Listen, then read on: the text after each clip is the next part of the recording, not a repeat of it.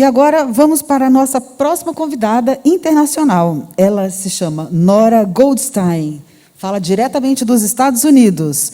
E ela vai falar sobre compostagem como uma ferramenta crítica para a gestão sustentável de resíduos. Nora, se apresenta, por favor, fala um pouquinho do que você faz.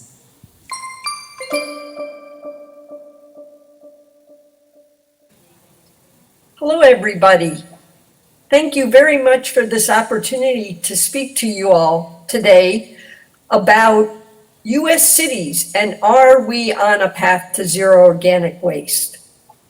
I'm Nora Goldstein, editor of BioCycle CONNECT, BioCycle.net, and just want to tell you a little bit about who BioCycle is before we get started.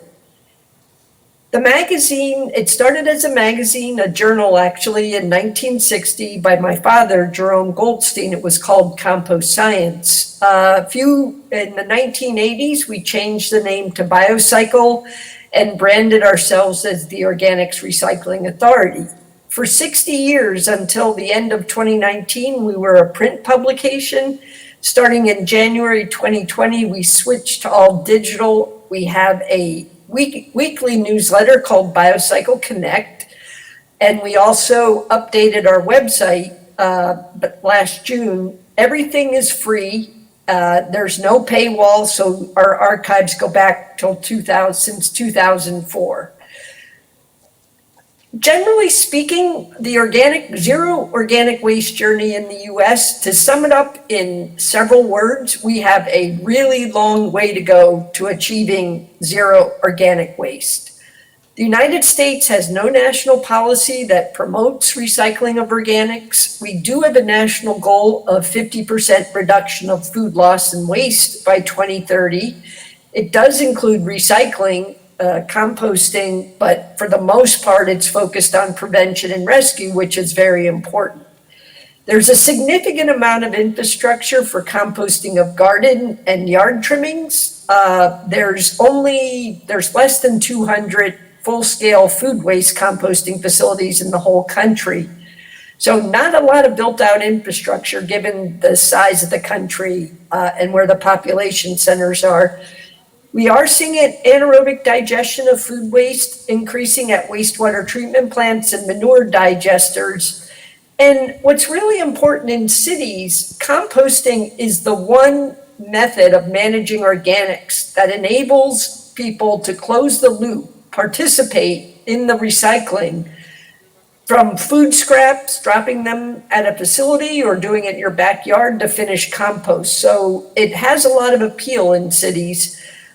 And I'm talking primarily about food waste as opposed to other organics because that's pretty much what's in the city's waste streams. There are yard trimmings, but those are pretty much already taken care of. But I do want to say, and my one main takeaway is that I'm convinced that demand for the outputs of composting and anaerobic digestion must be present to drive organics recycling. We have been around doing composting, offering composting, well, all of the 60 years plus that BioCycle has been around. But as long as there's landfills, it's still a lot easier to just throw materials away. So we need to build that demand. What I'm going to do, next slide, please. What I'm going to do, I'm just going to quickly give you this overview, and then I'm going to get back into these actual slides. If you could go back, there we go. Perfect, thank you. Just want to paint this picture. This is the most recent national data on on municipal solid waste management. And it's important to note that by weight, food waste is the largest amount of material that is currently landfilled. It's 24%. And we all know, or it's been proven, that when food waste is disposed in the landfill, methane is emitted before that landfill cell can get capped into gas capture, if they indeed even have that. So it's a major contributor to greenhouse gases. And now I'm just going to take you on a tour pretty much for the rest of the slides of what organics recycling looks like in US cities where it's going on. So in the upper left-hand corner is a very traditional curbside collection approach. It's what we call a 3-stream sort, with the green cart for the food scraps and the yard trimmings, gray cart for trash, and blue cart for recycling. And they just alter either when they pick them up or they have split trucks. The slide right below with the Black Earth compost, that's a private subscription service, a private collection service. We've seen a boom in those starting around the country where cities don't offer curbside food waste collection or drop off. They also, the bigger carts there are for their commercial businesses. In the upper right-hand corner, for about 10 years now, we've seen so much fun entrepreneuring around food scraps collection via bike fleets of bicycles, where the bikes can't handle it, just pickup trucks. So definitely a network that way. And then in the bottom right-hand corner, drop-off sites are increasingly being used by cities where residents, households just drop their food scraps off. Next, please. We're also seeing all kinds of composting in cities, from on-site systems in the upper left that are in vessel to in the center. That site is at a community garden. It's a 3-bin hot composting system, meaning it gets to temperature. Oftentimes it's volunteers who work there. On the right, community gardens are definitely where a lot of people in cities can bring their food scraps. My favorite is the left one on the bottom. It's underneath one of the major bridges in New York City. It's a community composting site. And then on the far right bottom is your very traditional composting facility that services cities, not necessarily in the city, but not terribly far away. This one is composting yard trimmings and food scraps. As far as anaerobic digestion options, this is just a quick view. In the upper left, we just had an article on this one this week. It's a dry anaerobic digester in the city of San Jose, California, a tunnel system. And there's very few of those in the country. What we're seeing more and more is processing of the food waste. It's collected and processed closer to the city, and then it's brought to wastewater treatment plants, like in the upper right and the lower right, or to farm digesters, typically at dairy farms within 40, 50 miles from the city. In the lower right, I just want to point out where those tanker trucks are. That's a whole built out receiving station this is in Oakland, California, for high strength organic waste, which includes slurried food waste streams.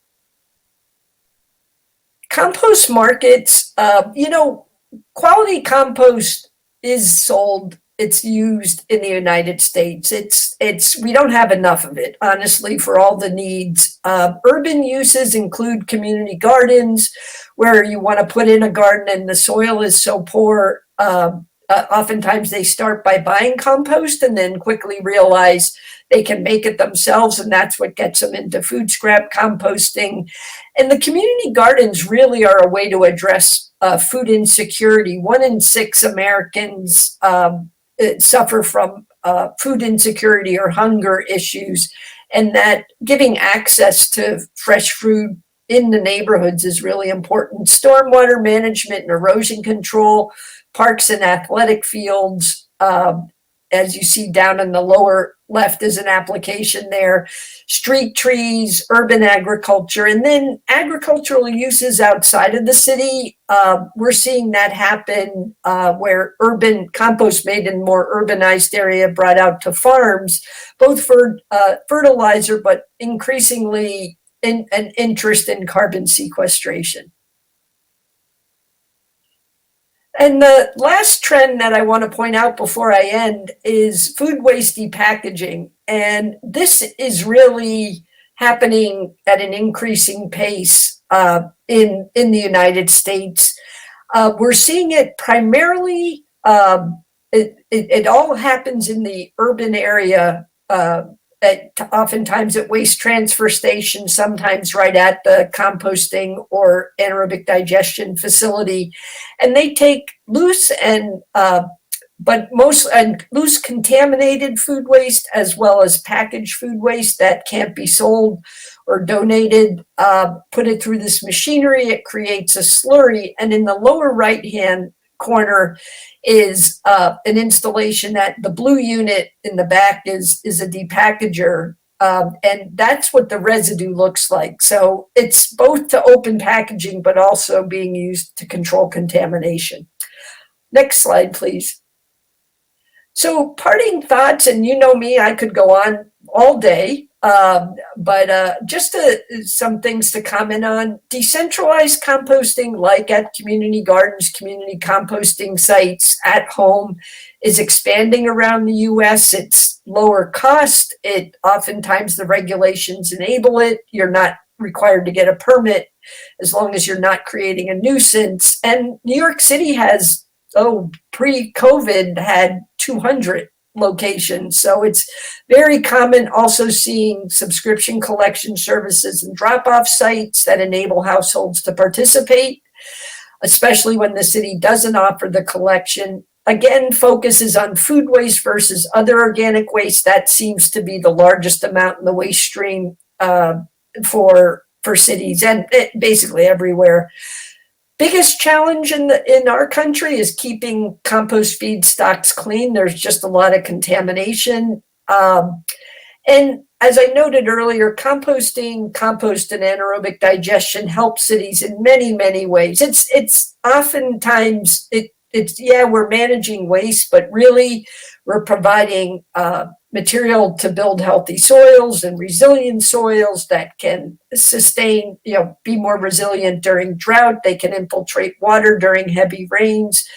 Anaerobic digesters can provide baseload 24/7 power if the main grid goes out. So many different things. There are articles associated with every single picture that I showed. I welcome your questions, and please get in touch. Go to biocycle.net and you'll also be able to access the articles. Thank you very much. So nice to talk with you all. Muito obrigada, Nora. Nós que agradecemos sua participação com tantas informações importantes e interessantes.